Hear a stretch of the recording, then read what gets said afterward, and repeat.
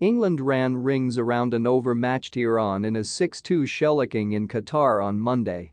The go-fest started when Jude Bellingham leaped high and headed a Luke Shaw cross into the net to give favoured England the lead in the 35th minute. Harry Maguire headed down a corner and Bukayo Saka drove the ball home for goal number 2 in the 43rd minute. Raheem Sterling picked up the third goal off a Harry Kane pinpoint assist in added time.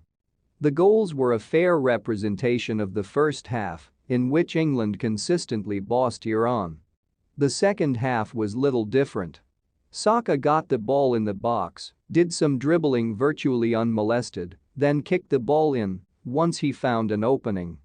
It seemed almost too easy. Unexpectedly, Iran pulled one back in the 65th minute with a goal from its star, Mehdi Taremi, a late bloomer who has been knocking them in at Porto in Portugal. Taremi got behind the defense and picked up a nice pass from Ali Galizada before chipping the ball in.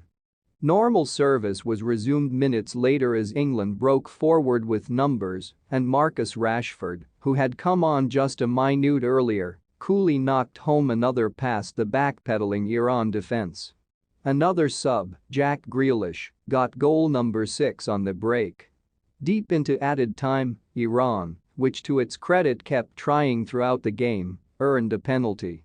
Taremi converted it to make the final score 6-2. In the first half, Iran keeper Alireza Baranvan had collided hard with his own defender, suffering a head injury. After extended treatment on the turf, he returned to the game briefly before being carried out on a stretcher. Quadruple change for England, with Dyer coming on along with Foden, Grealish and Rashford.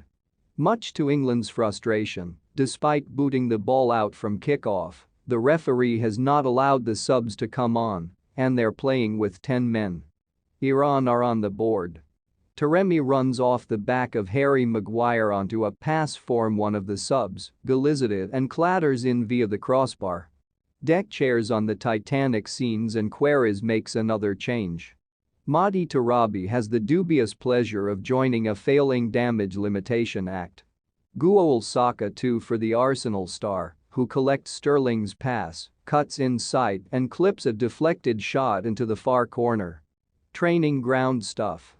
Substitute Azad Allahi drives a daisy cutter harmlessly wide for Iran.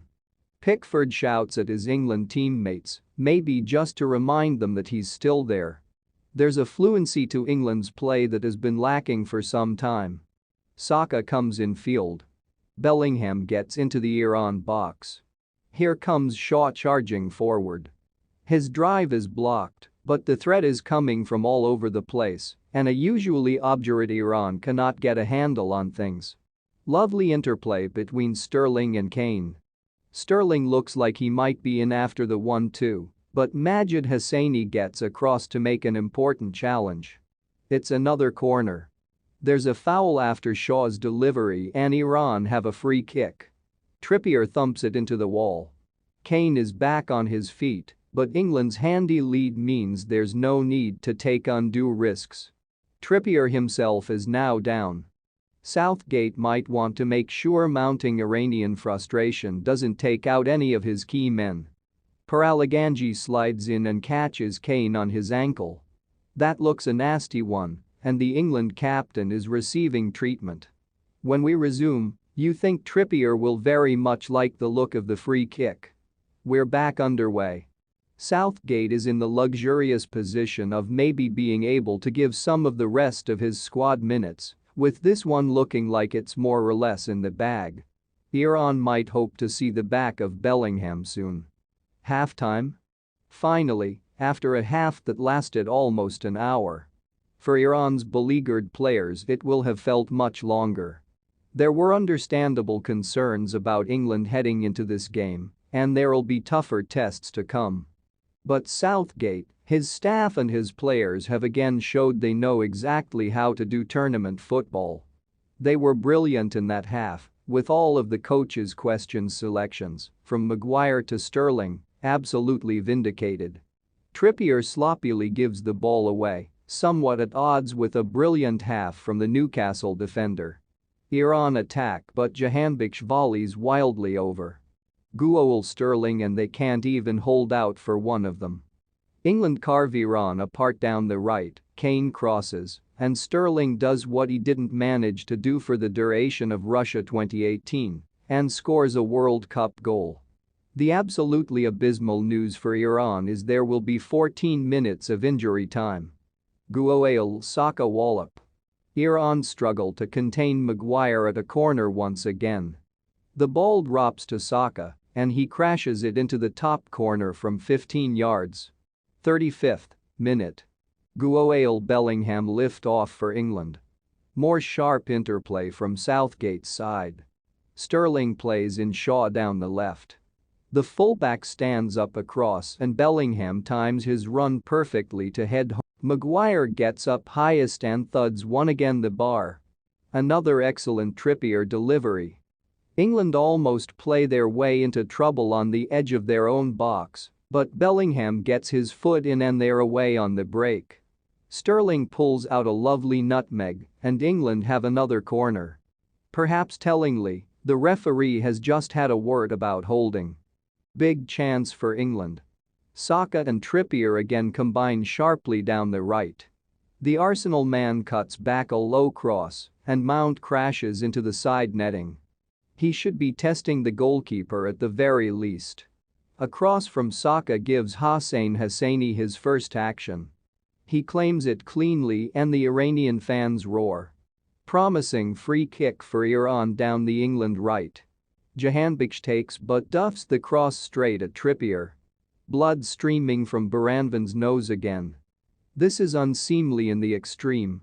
Iran's number 1 now lies down, flat on his back in his 6-yard box. He's grabbing his head. Hossein Hosseini will now come on for his competitive international debut. Hang on, it looks like Baranvan is going to carry on. He's changed his shirt and on he goes. He looks unsteady on his feet, and this really feels like a bad idea for all concerned. Once again, football's approach to concussion looks, frankly, pathetic and not fit for purpose. Baranvan is still down. It's not looking good for Iran's number 1 as understudy Hossein Hosseini goes through some warm-ups on the touchline. Aside from his prowess between the posts, Baranvan could have proved an attacking weapon for Iran the longer this game went on. He holds the record for the longest recorded goalkeeping throw in football. Basically, he can launch it to the edge of the opposition penalty area. It's ridiculous stuff. Iran's goalkeeper is getting some treatment and has a bloodied nose. Baranvan clashed horribly with his defender Hosseini after that brave intervention. The medical staff are running through the concussion protocols. Trippier catches Iran napping with a quick free kick to Kane. The captain puts in a dangerous cross, and Baranvan gets a vital touch with Sterling lurking. Maguire just can't turn home at the far post. Mount gets into a dangerous little pocket between the lines. Shaw's cross towards Saka is cleared, but that's exactly what the Chelsea man is there for. Well, that looked like something approaching a bear hug on Maguire.